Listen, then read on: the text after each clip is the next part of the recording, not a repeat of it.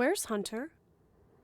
That was the first question someone asked, after the door slammed shut and the RV drove off away from the stadium. Ryan and Space stared at us, waiting for an answer. Quinn got up from his seat as well, looking towards me. "He's dead," I answered, his last words still echoing through my mind.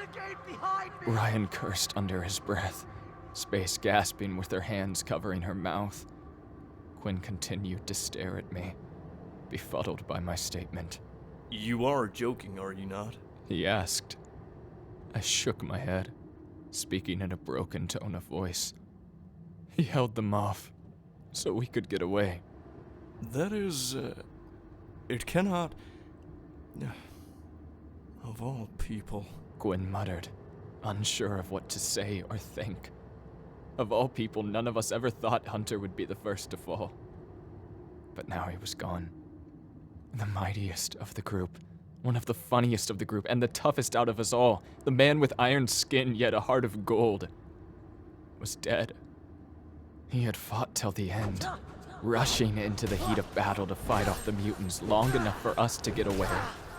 From the moment he ran past us all, I knew he wouldn't come running back. He was prepared to die in that stadium. But did he have to go that far? Did he have to charge headfirst into danger with no intention of coming back? All he had to do was give us a few moments to slide the gate open. So then why did he do it? Why did he go that far? In the corner, Maddie continued to cry and whimper, tears dripping onto the floor beneath her. Spencer stood beside her, handing her tissues as she tried to wipe away the pain and sorrow that filled her. While Space was crying as well, but not as much as her and Andrew. Spencer and I shed a few tears as well.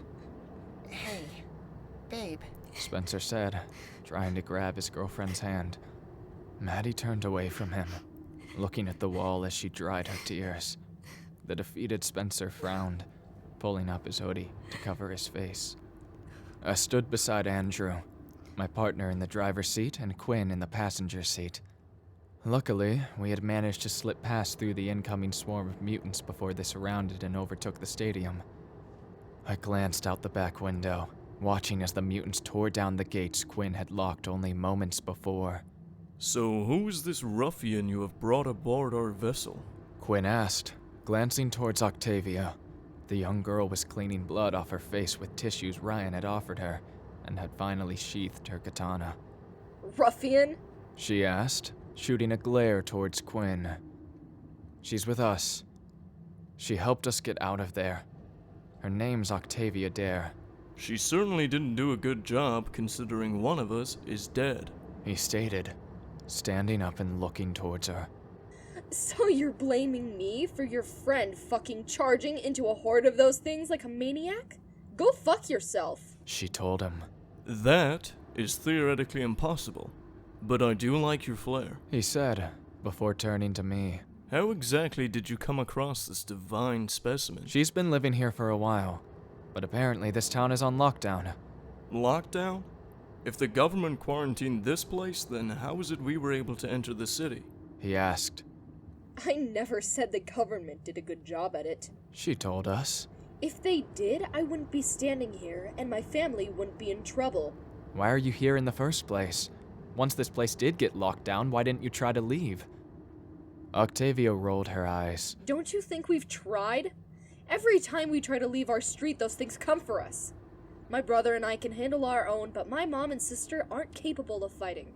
Quinn approached Octavia and held his hand out politely. Well, it is a pleasure to meet you, Miss Dare, and assuming you are not as incompetent as my comrades, I will be pleased to make your acquaintance. Now, shall we continue our journey south? Hold up. Hunter just died. We're not going anywhere. What are we supposed to do? Go on a side quest for a magical revival MacGuffin to bring him back to life? He is gone, and there is nothing we can do about it, Quinn stated. He's not wrong, but we still can't leave yet.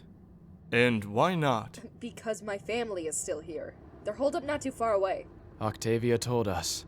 She stepped past me and stood beside Andrew, looking out the window and directing him, before pulling out her walkie-talkie. Swanson, come in. She spoke into the device. The walkie crackled before the feminine voice replied. Octavia, I need you back here now. These things are everywhere and they're getting past our defenses. How long? 4 minutes, maybe more, maybe less? The woman shouted before it stopped.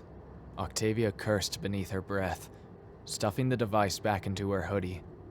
We turned the corner of the suburban neighborhood, only to see a large bridge above us, having caved into the middle of the street. The rubble would make it impossible to clear, meaning we had to go on foot. Around the rubble were bodies strewn along the road, dormant but alive. Thanks for the ride. Hope you guys have fun in Florida. Octavia said, before rushing towards the exit. However, before she could leave, I grabbed her hand. Where are you going? To save my family? If it's that dangerous, we'll go with you, I told her. Anakin, I do not believe it is your authority to decide whether we all fight or not. I turned towards the others, who all seemed to be siding with Quinn, and told them. She saved us. She didn't have to help us, but she did. And in return, we can help her. And if the rest of you want to stay, so be it. But I'm going. After a few seconds of silence, Andrew sighed. Whatever. Let's get this over quick. I turned towards the others and told them. Everyone grab a weapon. We'll leave the RV here and come back for it when we're ready to leave. Everyone agreed, Spencer grabbing Maddie's hand to make sure she came along with us. Octavia led the way, bolting out of the RV and drawing her sword.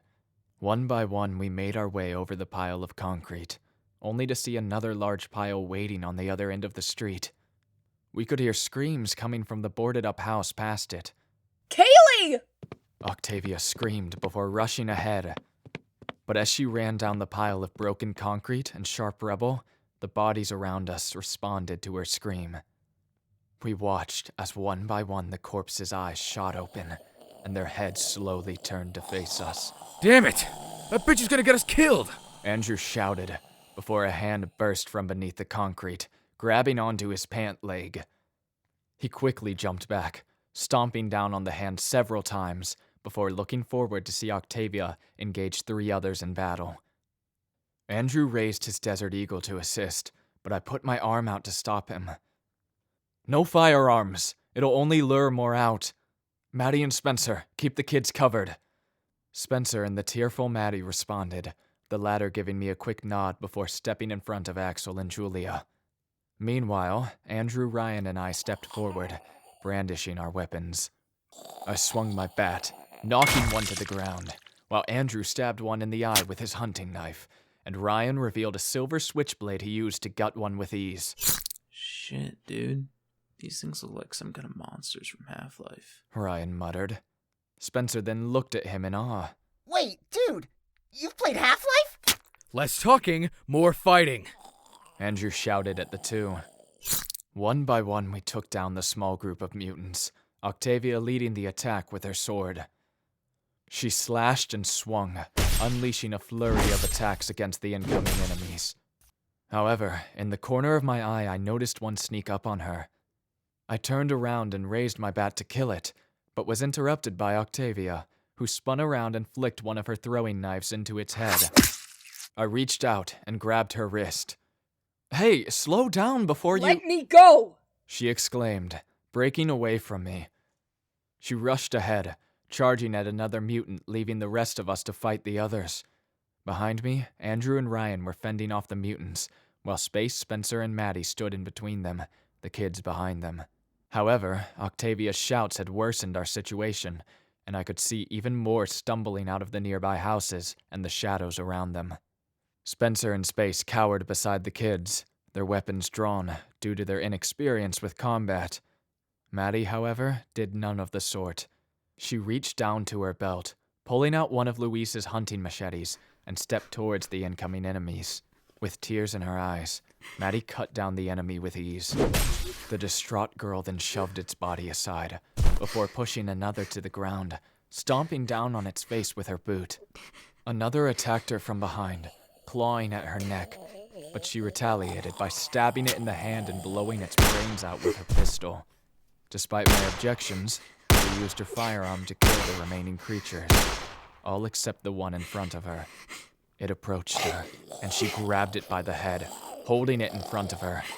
Maddie stared into the mutant's eyes, leaving her other arm at her side rather than raise it to attack. I watched as tears streamed down her face as she held its face there, slowly moving it closer to her neck. Spencer raised his revolver, killing it before it could kill her. She gasped, stumbling back and covering her ears. Blood had splattered onto her face, and Spencer quickly rushed to wipe it off. But as he began to wipe away the blood, we heard a scream from afar. Octavia turned her head and shouted, Mom! The two of us rushed down the street, turning the corner where several cars and a school bus were placed to create a wall. However, a gap had been created, 2 smushed mutants stuck in between. Octavia eliminated them both before rushing through. The 10 of us emerged on the other side to find a barricaded house, a trail of mutant bodies leading up to the open doorway. I held my hand out to tell the others to stop while Octavia rushed up to the front door. Andrew, Ryan, you're with me, I said. Everyone else stay and keep watch. Andrew stepped forward, reloading his Desert Eagle with a clip from Quinn's gun back. Ryan held up his shotgun, ready to fire at anything that moved. Octavia stepped into the house first, readying her sword to attack as the 3 of us followed behind. We walked down the small hallway to see a mutant impaled on a coat hanger and its blood spilled down the floor. We all stepped over it, emerging into a small kitchen. The kitchen was connected to a living room, though both seemed to have been wrecked by the attack. There was a blood-splattered toaster hanging off the edge of the counter by its cord, and in the center of the kitchen was a mutant lying in a pool of blood, a kitchen knife dug into its back. Mom! Damien! Andrew then moved into the living room, with his Desert Eagle drawn. The couches were all turned over, and the fireplace was broken open, 2 mutants staining the carpet with their blood after being impaled by pokers. Get off of me! The 4 of us rushed to the sliding glass doors, stepping through the cracked corners to see 2 women fighting off mutants in the backyard. One was dual-wielding tomahawks, the other standing behind her with a knife drawn. The first one was pretty tall, the girl wearing a white button-up shirt and a pair of blue jeans. She was extremely curvy at first sight, and if this wasn't so serious of a situation, Spencer would have already made a joke about her. She had short brown hair reaching down just above her shoulders and green eyes, along with a backpack on her back. The second one was just as tall, but wearing a white t-shirt and gray sweatpants. She had blonde hair, just like Octavia, but shorter, and some makeup on as well. Unlike the first one, she was frightened by the mutants and was refraining to fight them at all. Get off of me! She repeated, trying to fend the mutant off. Her tomahawk was stabbed into its forehead, the other one being used to fend off a second mutant. I rushed forward, bashing one mutant in the head, while Andrew stabbed another. Octavia cut one down, the body falling to the ground to give her a view of her sister. Girl backed away against the white fence. She was shaking, her hands unable to grip her knife tightly, as 4 mutants all approached her. Octavia rushed forward with her sword, unleashing a flurry of attacks against the mutants. She slashed through one, blood splattering all over her face as her blade cut through its abdomen like butter. She beheaded another, its head rolling across the ground like a soccer ball. Before she could reach her sister, another mutant stood in her way. She jabbed forward and the mutant charged at her, the blade digging deep into its body. However, the mutant didn't die. It pushed her against the wall, Octavia trying to rip the sword away from its body as the mutant stepped towards her, the blade still digging into its flesh. With all her strength, she tore the blade from its body, watching as the sword snapped in 2. She stepped back, staring down at the hilt before the mutant slashed at her. She ducked beneath its attack before picking up the broken blade of the katana, gripping it tightly and stabbing the mutant in the head. She shoved the body aside, watching as the last mutant submerged on her sister, and she struggled to hold it back. Octavia reached down to her thigh, reaching for her throwing knife. However, before she could flick the knife forward to kill the final one, the mutant grabbed her sister. Aaron! Her sister fell against the fence, the mutant tearing into her shoulder with its fangs. Through tears, she rose up and pulled the creature off her sister, tossing it aside.